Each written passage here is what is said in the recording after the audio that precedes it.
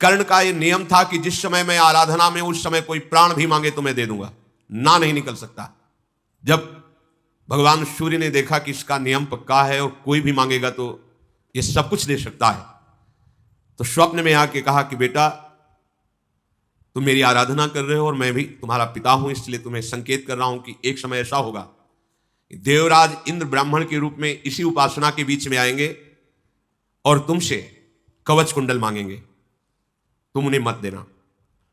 कर्ण ने कहा, भगवान मेरा नियम है, यदि उस समय इंद्र या कोई भी ब्राह्मण आकर के मुझसे याचना करेंगे तो आपके इस आदेश का पालन मैं नहीं कर पाऊंगा।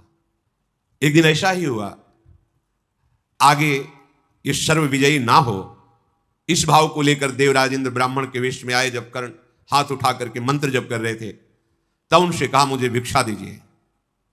कर्ण ने हाथ जोड़कर कहा, आप बोलिए, आपको क्या चाहिए? उनका तुम्हारे जन्म के साथ प्रकट हुआ एक कवच और एक कुंडल। उसी समय काट करके कुंडल और उधेड़ कर त्वचा से कवच दे दिया। कर्ण के लिए कोई अदेय नहीं था, दानियों में शिरोमणि थे। कवच और कुंडल लेकर के मुस्कुराते हुए कहा कि तुम्हारे जैसा नियम पालन करने वाला और दान देने वाला अद्वितीय वीर अभी मैंने नहीं देखा। जबकि तुम्हें पता है मैं कौन हूं, फिर भी तुम ऐसा साहस का काम किया।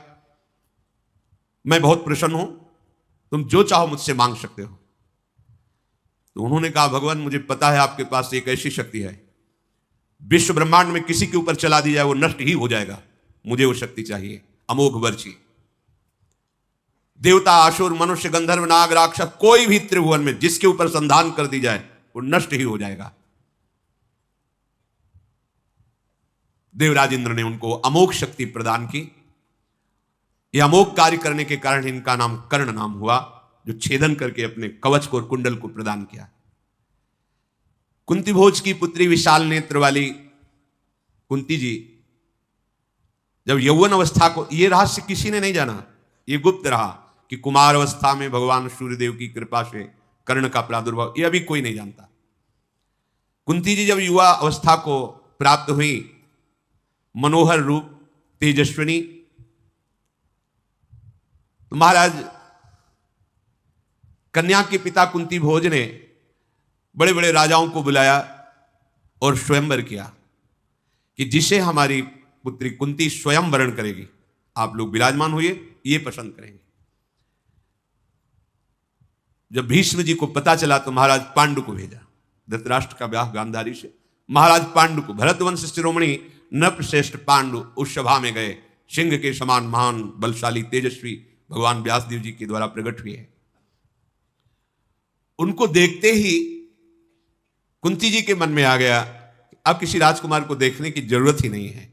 एक ही दृष्टि में महाराज पांडु को स्वीकार कर लिया और पांडु जी के गले में वरमाला डाल दी।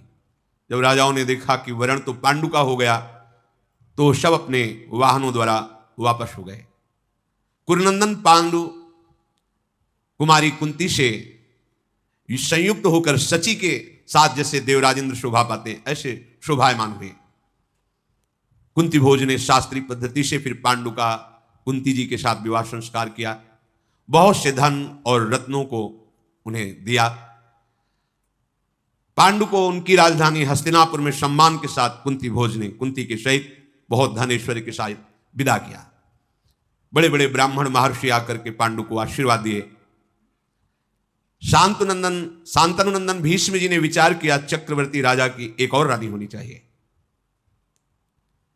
बूढ़े मंत्री ब्राह्मण महर्षि चतुर्ंगिणी सेना के साथ मद्रास की राजधानी में स्वयं भीष्म जी गए। वाल्मीकि शिरोमणि राजा शल्य ने जब सुना महापराक्रमी महाभागवत भीष्म जी पधारे हैं, तो नगर से बाहर निकलकर उनकी अगवानी की, स्वागत सत्कार किया, महल में ले गए, सुंदर आसन पाद्य अर्घ आदि देकर उनकी पूजा की। भीष्म जी से कहा, आपका आगमन व्यर्थ नहीं हो सकता, आप आगमन का प्रयोजन बताइए। भीष्म जी ने कहा, मद्राज, मैंने सुना है तुम्हारी एक बहुत ही सुंदर सुशील कन्या है, मैं उसके लिए आया हूं। उस यशस्वनी को जिसका नाम माद्री है, अपने पांडु के लिए मैं उसे वरण करता हूं। उनका राजन, ये तो हमारे भाग्य की बात है कि स्वयं भीष्म मांग रहे हैं पांडु के लिए। पर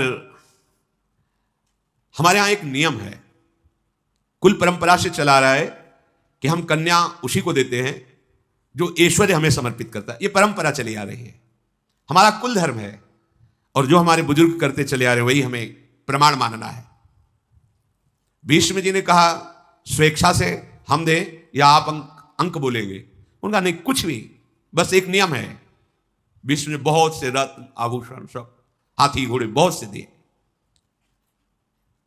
महातेजस्वी भीष्म जी ने तृप्त कर दिया शल्य को। स्वर्ण आभूषण, शास्त्रों, विचित्र प्रकार के रत्न, हाथी घोड़े, रथ, वस्त्र, अलंकार, मणि, मोती, मूंगे ढेर लगा दिए भीष्म जी। शल्य ने वस्त्राभूषणों से विभूषित करके राजा पांडु के लिए कुरुश्रेष्ठ भीष्म को कन्या समर्पित की। गंगानंदन भीष्म माद्री जी को लेकर हस्तिनापुर आए और ब्राह्मणों द्वारा राजा पांडु की दूसरी ब्याह पद्धति माद्री के साथ पूर्ण किया। कुंती और माद्री जी, पांडु की दो पत्नियां, धृतराष्ट्र की श्री गांधारी जी। राजाओं में श्रेष्ठ महाराज पांडु अपनी दोनों पत्नी कुंती और माद्री के साथ आनंद पूर्वक महल में रहने लगे। भीष्म जी ने संकेत किया कि चक्रवर्ती सम्राट सिंहासन पर वही सुशोभित होता है जो पूरी पृथ्वी पर विजय प्राप्त कर सके। महलों में ही रहने का अवसर नहीं, ब्याह हो गया है, निकलो और पूरे विश्व को परास्त करके फिर सिंहासन पर बैठो। आज्ञा के अनुसार समूची पृथ्वी पर विजय प्राप्त करने के लिए राजधानी से बाहर निकले महाराज पांडु। भीष्म जी के चरणों में मस्तक रखकर झुकाया। ब्राह्मणों ने मंगलाचरण किया। पांडु देव कुमारों के समान महान तेजस्वी बलशाली थे। अपने सैनिकों के साथ शत्रुओं, जो राज शत्रु थे, उन पर धावा बोला। पराक्रमी पांडु सबसे पहले विंध्य पर्वत के पूर्व दक्षिण की ओर, जिसे भिलसा कहते हैं, उस राजधानी में आक्रमण किया। फिर मगध देश में, उस समय दीर्घ नाम का राजा मगध राज पर राज्य करता था, उसे मार गिराया। फिर मिथिला देश, फिर काशीपुरी, सुई, पुंड्र, बड़े बड़े विश्व में, पूरे विश्व में जो भी राजा उनके आगे सर नहीं झुकाता उसे बंदी बना लेते, उसे दंड देते। परास्त करके राजा पांडु प्रज्वलित अग्नि के समान सुशोभित हुए। सेना सहित पांडु अपार संपत्ति, जो राजा मित्र थे वो भेंट देते, जो शत्रु थे उनको बंदी बनाकर बहुत सी संपत्ति, ढेर के ढेर, पहाड़ के पहाड़, जैसे मणि, मोती, मूंगे, स्वर्ण, चांदी, गौरत्न, अश्वरत्न, रथरत्न, हाथी, ऊंट, बहुत सी मृगचर्म, क्या क्या सामग्री हस्तिनापुराधीश राजा पांडु जीत करके लाए। हस्तिनापुर में जब लौट कर आए तो उनका स्वागत हुआ। राजा पांडु जब नगर के निकट आए तो भीष्म जी ने उनकी अगवानी की। देखा अपार संपत्ति। आनंद बढ़ाने वाले पांडु निकट आकर महाभागवत भीष्म जी के चरणों में प्रणाम किया, सबका सम्मान किया। शंख, तुरही, मृदंग आदि से पांडु जी का स्वागत हुआ। सबसे पहले पांडु जी ने सारी संपत्ति अपने बड़े भाई धृतराष्ट्र के हाथ में दी। ये मर्यादा, यद्यपि राजा पद पर आप हैं, पर अधिकारी धृतराष्ट्र जी हैं, क्योंकि बड़े हैं। धृतराष्ट्र की आज्ञा से फिर भीष्म जी को, सत्यवती जी को, अंबिका, अंबालिका को प्रणाम, नमस्कार और ये भेंट समर्पित की। विदुर जी के लिए भी संपत्ति का विभाग किया। सब पूरे नगर को बंटवाया संपत्ति। सत्यवती ने पांडु द्वारा जीत कर लाए हुए शुभ धन से खूब प्रजा को संतुष्ट किया। धृतराष्ट्र ने उस धन से ब्रह्म ऋषियों को बुलाकर 100 अश्वमेध यज्ञ करवाए। अब विचार किया महाराज पांडु ने, विजय भी हो गई, अब एकांतवास करके भजन भी करना चाहिए। अपनी दोनों पत्नियों को लेकर, कुछ अंगरक्षकों को लेकर राजमहल के सुख को छोड़कर वन में वास करने का विचार किया कि वहां जो हिंसक, प्रजा में संक्रामक रोग फैलाने वाले पशु हैं उनका शिकार, और एकांत में मंत्र जाप आदि करते हैं कुछ समय, क्योंकि युद्ध आदि में बहुत हत्याएं होती हैं। हिमालय के दक्षिण भाग की रमणीय भूमि में पर्वत के शिखरों पर विचरते हुए वहां निवास करने लगे। कुंती और माद्री के साथ में वहां तलवार, बाण, धनुष, विचित्र कवच धारण करके भ्रमण करते। पांडु को देख करके वनवासी ऋषि मुनि बहुत सुखी हुए कि रक्षा करेंगे। यहां धृतराष्ट्र की आज्ञा से प्रेरित होकर बहुत से गुप्तचर पांडु की सुरक्षा में गुप्त रूप से रहते। यद्यपि उन्होंने ऐसा कहा नहीं था, पर वो सुरक्षा में रहते, क्योंकि चक्रवर्ती सम्राट है, कोई आक्रमण न करे।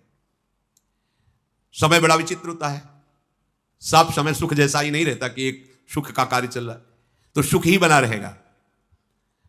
भीष्म जी ने विदुर जी का भी विवाह करवा दिया। अगर हमारा जीवन भगवान से युक्त है तो कोई भी विपत्ति चाहे जितनी बड़ी हो वो परास्त नहीं कर सकती। ये जो हाहाकार मचता है हमारे हृदय में उसका कारण होता है धर्म का आश्रय नहीं, सत्य का आश्रय नहीं, भगवान का आश्रय नहीं।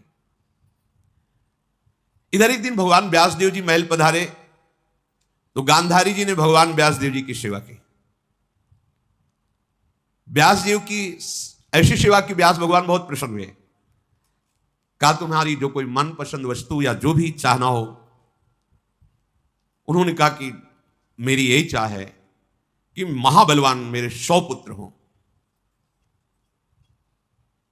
भगवान व्यासदेव जी ने कहा तथास्तु, ऐसा ही हो।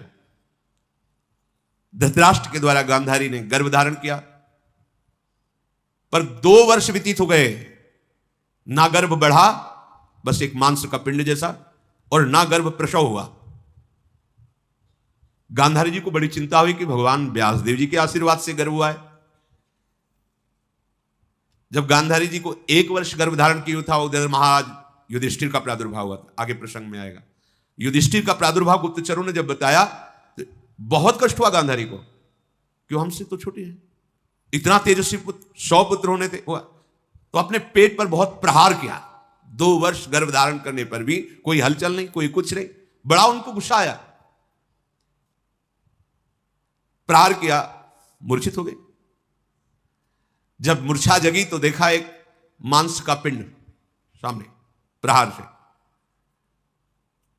ये क्या भगवान व्यासदेव जी का आशीर्वाद, कोई आकृति नहीं, कोई ऐसा नहीं कि कोई हाथ पैर नाक, बस मांस का पिंड, और वो भी लोहे के समान कठोर। बड़ा शोक हुआ। 2 वर्षों तक इसको गर्भ में धारण किया, किस काम का। दासियों से कहा फेंक दिया जाए। जो ही दासियों ने उठाया भगवान व्यासदेव जी आ गए। ये क्या कर रहे हो? तो उनका भगवान इसका क्या करे? तो मांस का पिंड है। व्यास जी ने कहा मांस का पिंड नहीं, हमारा आशीर्वाद है जो हमने तुम्हें आशीर्वाद दिया था। उन्होंने कहा मुझे बहुत जलन हो रही, सुना है कि पांडु के एक तेजस्वी पुत्र प्रकट हुए युधिष्ठिर जी, मैं ये जलन बर्दाश्त नहीं कर सकती, इसलिए मैंने प्रहार किया तो गर्भ से मांस का पिंड निकला और आपने 100 पुत्र होने का वरदान दिया था। भगवान व्यासदेव जी ने कहा विश्वास करो राजकुमारी, मैं कभी हास परिहास में भी मिथ्या नहीं बोलता, फिर आशीर्वाद या वरदान देने पर मिथ्या हो जाए ऐसी कैसी बात हो सकती है? ये मेरे ही विधान से हुआ है। लाओ अत्यंत शीतल जल लाओ। शीतल जल लाया गया और उस मांस के पिंड पर जो भी भगवान व्यासदेव जी ने शीतल जल डाला तो उसके 101 हिस्से हो गए। 100 और 101 हिस्से हो गए। गांधारी को बड़ा आश्चर्य, बिना कुछ छेदन भेदन किए, और वो जैसे एक अंगुष्ठ प्रमाण ऐसे आकृति उसमें बालकों की सी झलकने लगी। भगवान व्यासदेव जी ने कहा 101 कुंड बनाए जाए, शुद्ध गाय का घी उसमें भरा जाए कुंडों में, और दिव्य औषधियां भगवान व्यासदेव जी ने डाली, और इन 101 हिस्से को हर कुंड में रख दिया जाए, ऊपर से बिल्कुल बंद कर दिया जाए, बीच में खोला ना जाए। 2 वर्ष तक प्रतीक्षा करना, इसके बाद इसमें महाबली पुत्र प्रकट हो जाएंगे। 2 वर्ष बीतने का जो क्रम बताया था उसी क्रम से पहला जेब ही कुंड का ढक्कन खोला गया तो दुर्योधन का प्रादुर्भाव हुआ। बड़ा दुर्धर्ष वीर, धृतराष्ट्र का यह पुत्र जन्म लेते ही ऐसी विचित्र भयावनी आवाज से रोया कि जितने गीद गीदड़ गधे कौवे सब चिल्लाने लगे। हाहाकार मच गया हस्तिनापुर में। समस्त गुरुजनों को बुलाया गया, श्रेष्ठ श्रेष्ठ। धृतराष्ट्र जी ने कहा कि ये तो बड़ा भयावह विषय है कि पुत्र होके ऐसा रोया जिससे कौवा गीद गधा ये सब अनिष्ट करने वाले जीव गूंज पड़े। जैसे कोई मंगल जन्म होता है तो दुंदुभियां बजती हैं, देवता पुष्प वर्षा कर, इसमें गधा रोए गीद गौए, क्योंकि भगवत विरोधी का अवतार है। ये मेरा ज्येष्ठ पुत्र है, क्या ये राजा बनने लायक है? विदुर जी, भीष्म जी, बड़े बड़े महात्मा, उनके बीच में धृतराष्ट्र जी ने कहा। बड़े बड़े ब्रह्म ऋषियों ने विचार किया। फिर परम धर्मात्मा विदुर जी बोले नरश्रेष्ठ, आपके पुत्र के जन्म होने में जो अपशकुन हुए हैं, इनका विचार कर मैं कहता हूं यही पुत्र तुम्हारे वंश का समूचे विनाश करवा देगा। मेरी सलाह है, इसको तुरंत मार दिया जाए या इसको तुरंत फेंकवा दिया जाए, बिल्कुल ना रखा जाए। इसकी रक्षा की गई तो कोई रक्षा लायक नहीं रहेगा आपके कुल में, इसको हटा दिया जाए। 99 पुत्र आपके रहेंगे, बड़ा पुत्र आप इसको नष्ट करवा दीजिए। यदि शांति चाहते हो तो एक पुत्र का त्याग कर दो। हम नीति को जानते हैं, अगर एक पुत्र के द्वारा पूरे कुल का नाश हो रहा हो तो उस पुत्र को त्याग देना चाहिए। नीति कहती है समूचे कुल का नाश ठीक नहीं है। अगर एक गांव में एक कुल ऐसा हो जो पूरे गांव को नष्ट कर रहा हो तो उसको गांव से निकाल देना चाहिए। अगर देश का पूरा नाश कर रहा हो एक गांव तो उसको नष्ट कर देना चाहिए। ऐसी राजनीति कहती है। धृतराष्ट्र ने कहा यह सलाह हमारे को अच्छी नहीं लगी, पहला ही पुत्र तुम कह रहे हो त्याग दो। नहीं नहीं, मैं अपने इस बड़े पुत्र का त्याग कदापि नहीं कर सकता। धीरे धीरे कुंड खोले गए, दुशासन आदि 100 कुंडों में 100 पुत्र, और जो आखिरी कुंड उसमें एक कन्या दुश्शला नाम की प्रकट हुई। तो 101 भाग में 100 पुत्र और एक कन्या प्रकट हुई। महाराज धृतराष्ट्र बहुत प्रसन्न हुए, अब हमारे 100 पुत्र एक कन्या। जिस समय ये धृतराष्ट्र जी से गांधारी गर्भवती थी, उस समय उनकी सेवा में एक वैश्य कुल की दासी रहती थी। तो उससे युयुत्स नाम का महाबली पुत्र धृतराष्ट्र जी से प्रकट हुआ। ये अलग है, 100 से अलग है ये। महात्मा पांडु जी माद्री और कुंती के साथ वन में रहते थे। एक दिन की बात, ये विचर रहे थे तो ऐसा कभी तेजस्वी मृग ही नहीं देखा था जैसा देखा, और वो मैथुन धर्म से युक्त था। पता नहीं इनके मन में क्या आया। वैसे सिद्धांत है कोई भी जीव मैथुन कर रहा हो तो एक बार के बाद दोबारा दृष्टि नहीं जानी चाहिए, फिर उनको विक्षेप पहुंचाना तो बिल्कुल ठीक नहीं। कोई भी जीव जंतु से उनको बिल्कुल ठीक नहीं, पर प्रभु की लीला ही होगी। इतने धर्मज्ञ राजा को उस समय बात समझ में नहीं आई, और राजा का अधिकार होता है, जैसे प्रजा ऐसे वन सब उसके अंदर होता है। राजा पांडु ने इतना तेजस्वी मृग और मृगी को देखकर विचार किया कि बहुत अच्छी मृगशाला बनेगी। 5 सुंदर बाणों से उस समय जिस समय मैथुन धर्म से युक्त एक साथ बीन दिया। जे ही बींधा तो ही आवाज आई, ये कौन सा मेरा अपराध था राजा, तूने विचार नहीं किया? उनको होश उड़ गए कि मनुष्य आवाज कैसी। समीप गए तो वो दोनों मृग शरीर, मृग और मृगी एक साथ 5 बाणों से बिंधे हुए तड़प रहे थे। ऐसी अवस्था में देख करके महाराज को हुआ कि आवाज किधर से आई थी ये। उनका राजन, तुम बुद्धि शून्य हो, इस समय तुमसे पाप बन गया। क्रूरतापूर्ण कर्म आपको सुशोभित नहीं देता। आपका बुरा प्रारब्ध लागू हो गया है, क्योंकि आप बुद्धिहीनता का महान पाप कर्म कर बैठे। क्या तुम धर्म में मन लगाने वाले राजर्षियों के अनुसार चल रहे हो? ये जो आचरण किया, मैं काम के वशीभूत था और तुमने उस समय मेरा प्राण हरण करने के लिए बाणों से भेदन किया। पांडु बोले, शत्रुओं का वध करना और मृगया करना ये राजाओं का धर्म बताया गया है, तुम कैसे कह सकते हो कि मैंने अधर्म किया? मृगों का वध करना ये राजाओं के स्वभाव में होता है। मैंने मोहवश या पापवश या निंदनीय कोई आचरण नहीं किया आज तक। प्रकट या अप्रकट रूप में तुम कोई भी हो, मृग रूप में थे हो, मृगया करना हमारा धर्म है, इसलिए तुम्हारा निंदा करना उचित नहीं है मेरी। क्षत्रिय धर्म के अनुसार मृगों का वध करना प्रमाण सिद्ध शास्त्र अनुकूल बर्ताव है। जो मृग रूप में थे उन्होंने कहा, शत्रुओं पर आक्रमण करना तुम्हारा धर्म हो सकता है, पर मेरे द्वारा तुम्हारी क्या शत्रुता हुई? मैं अत्यंत कोमल मृग शरीर धारण किए हूं, मैंने तुम्हारा क्या बिगाड़ा था?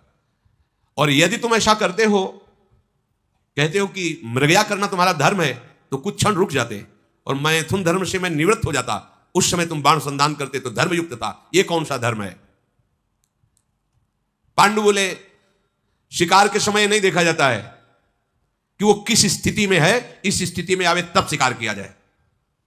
सावधान है कि असावधान है, कोई युद्ध नहीं है। युद्ध में कहा जाता है सावधान, लेकिन मृग या शिकार में नहीं कहा जाता तुम व्यर्थ में मेरी निंदा मत करो।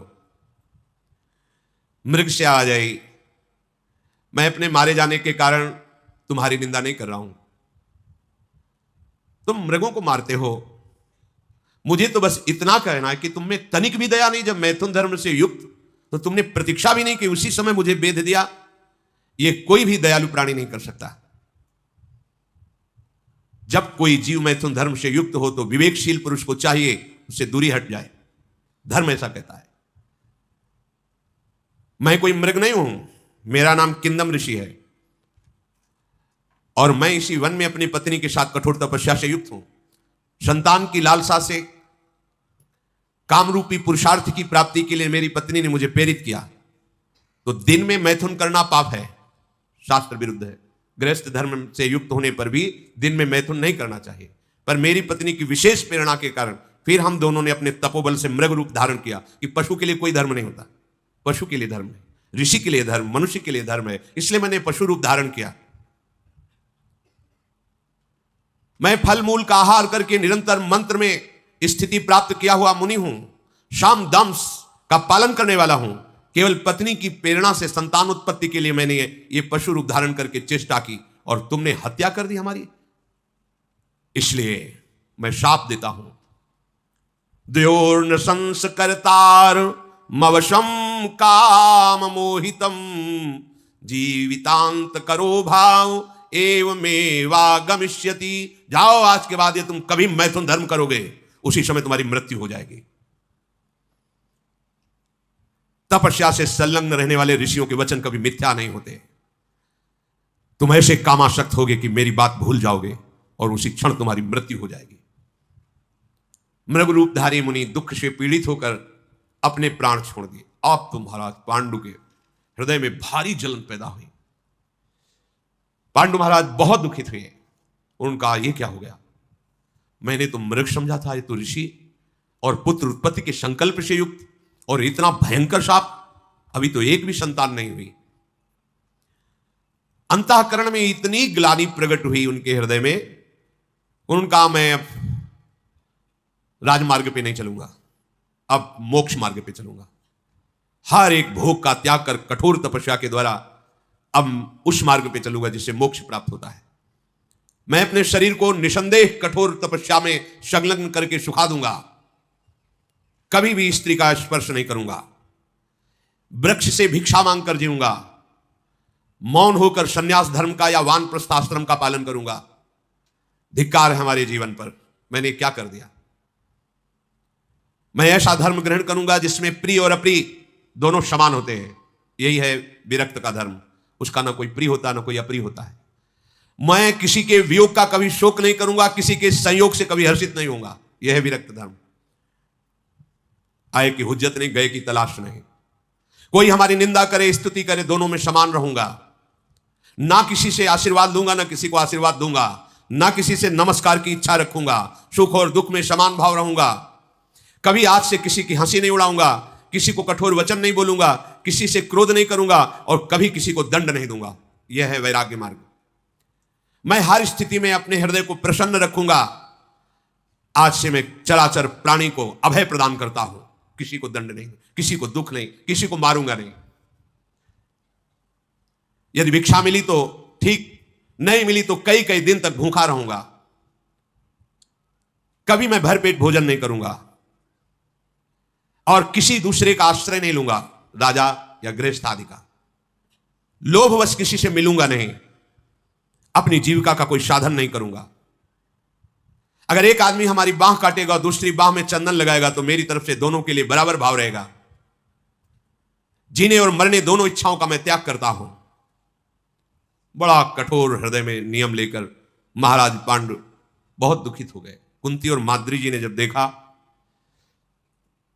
महाराज पांडु ने कहा, देवियों तुम हस्तिनापुर लौट जाओ। अंबिका अंबालिका जो मेरी मां है, विदुर जी, भीष्म जी, संजय जी, धृतराष्ट्र जी, सत्यवती जी, इन राजपुरोहित सबको मेरे इस कठोर व्रत की सूचना दो। मैं हस्तिनापुर पद का त्याग करता हूं। और वनवासी स्वरूप होकर अपने जीवन को मोक्ष मार्ग में लगाता हूं। मैंने वनवास का दृढ़ निश्चय कर लिया है। कुंती माद्री ने कहा, सन्यास शब्द केवल मत बोलिए, आप वानप्रस्थ में भी रह करके यही आचरण कर सकते हैं। वानप्रस्थ में एक सिद्धांत है कि पत्नी यदि उसमें साथ रहना चाहे उसी पद्धति से तो रह सकती है, यदि ना रहना चाहे तो अपने बालकों के पास या अपने पूर्व स्थानों में जा सकती है। तो वानप्रस्थ धर्म के अनुसार मैं आपकी तपस्या में सहयोग करूंगी, बिल्कुल कहीं विघ्न नहीं डालूंगी, ऐसा माद्री और कुंती जी ने कहा। आज के बाद हम कभी आपको किसी भी काम चेष्टा के लिए प्रेरित नहीं करेंगे। संकल्प लेते हैं कि आपकी साधना में हम विघ्न नहीं पहुंचाएंगे।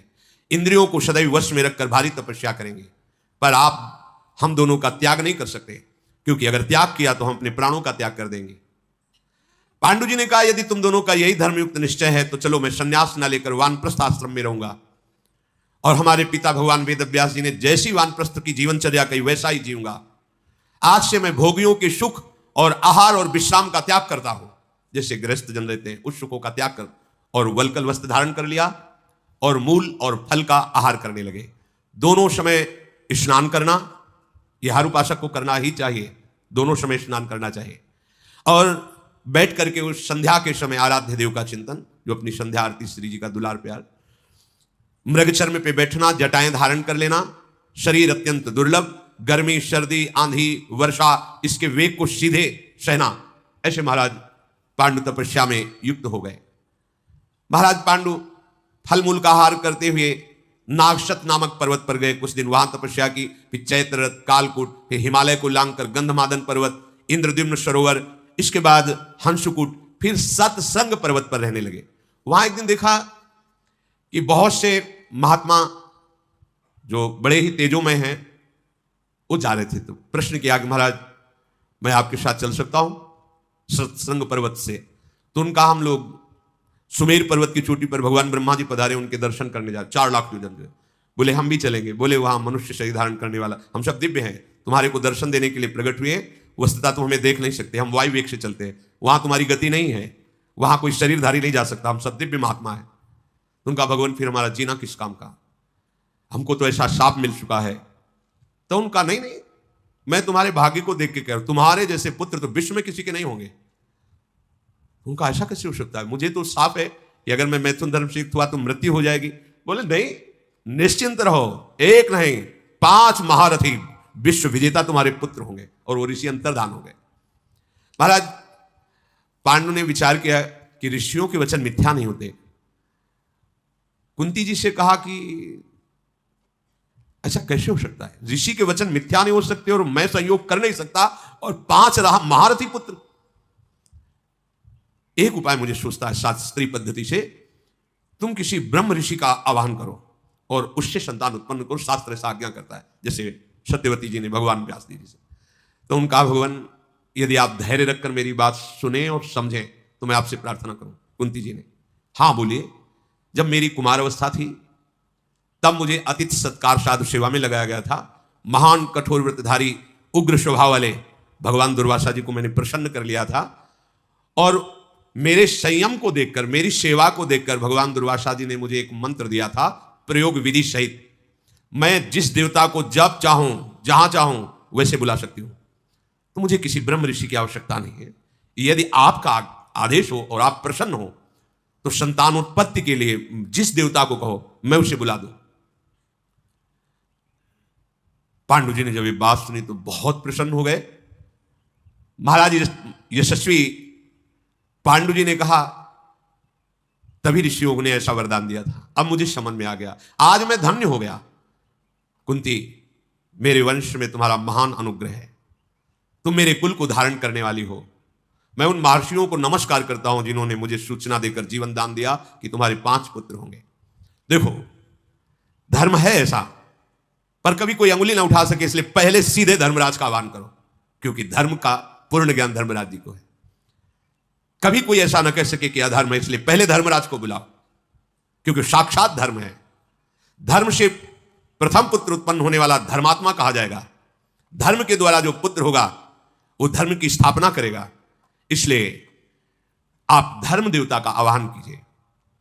अपने पति पांडु के ऐसा आदेश पर तथास्तु कहकर प्राणों का संयम करके, अपने पति की परिक्रमा करके, पति को प्रणाम करके, उनसे आज्ञा लेकर, गांधारी जी को अभी 1 वर्ष जब गर्भधारण किए हुए था तब ये प्रकट हुए पहले युधिष्ठिर जी, पर गर्भधारण दुर्योधन जी पहले गर्भ में आए, क्योंकि 2 वर्ष बाद